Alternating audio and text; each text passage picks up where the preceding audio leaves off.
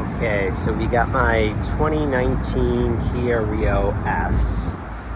You can see there's no fog lights or daytime running lights on this one. So we went ahead and we got a pair of these DRL / fog lights from AliExpress. And we're gonna go ahead and take the bumper off, get these pieces out, replace them with this, and then probably hook up the wiring later because I want to get a different daytime running light controller. So there's a different YouTube video of someone putting fog lights into the same housing that I'll link to, but essentially from that video it looks like there's going to be one fastener that you have to remove here, screw, and then there's going to be a bunch of pieces that just pop out. Same thing on this side, there's going to be another fastener here, pieces to pop out across the bottom, but it looks like the headlights don't need to come out for this, so we'll see how horribly this goes.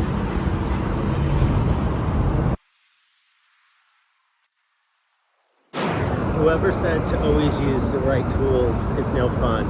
This is my specially designed plastic spoon clip removal tool.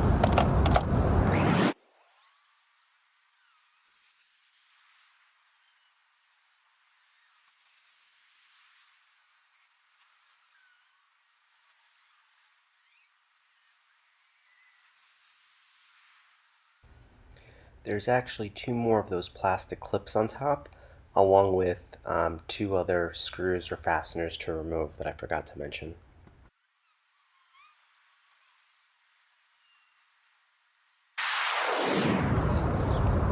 One more clip. I'm sure that would not actually make the difference.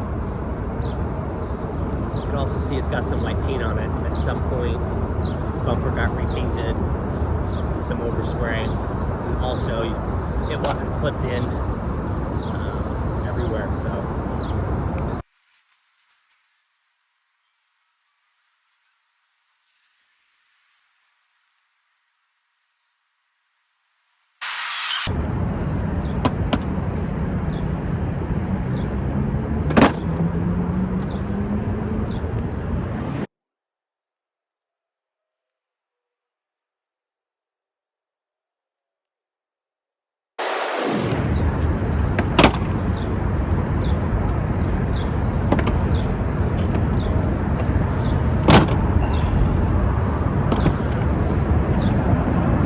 Okay. So that entire part of the process I would call wholehearted. Honestly, knowing this front bumper has been repainted and some of those clips were in, I was actually a little bit worried there was going to be some obvious damage once I got all this off, so I'm happy that there isn't. What we know we're going to look at next is removing these, and this is the housing where the DRL is going to go, and this air duct has something to do with like probably airflow, well obviously airflow, but like fuel efficiency, noise, that kind of stuff. So definitely make sure that we put this back on when we're done. Same thing with that side, and yeah, we'll see how we can mess it up. So those air vents are pretty flexible, but you're going to want to be careful with the portion that attaches towards the outside of the bumper, because they're essentially riveted on with some type of plastic rivets or fastener.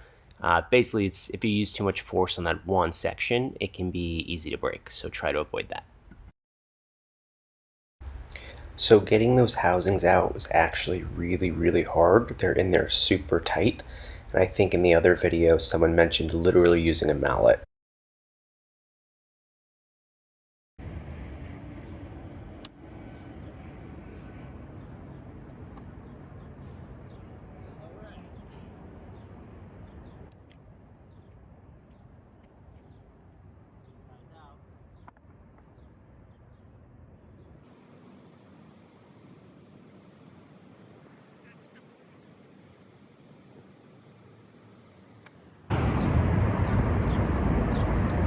because I think this is riveted.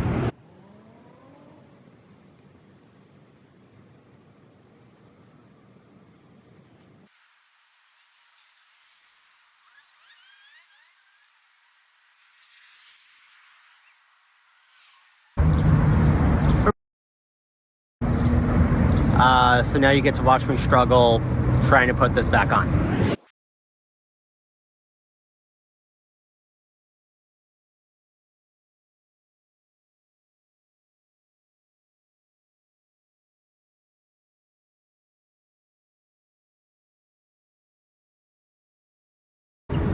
Really a big fan of my homemade tool. Check that out.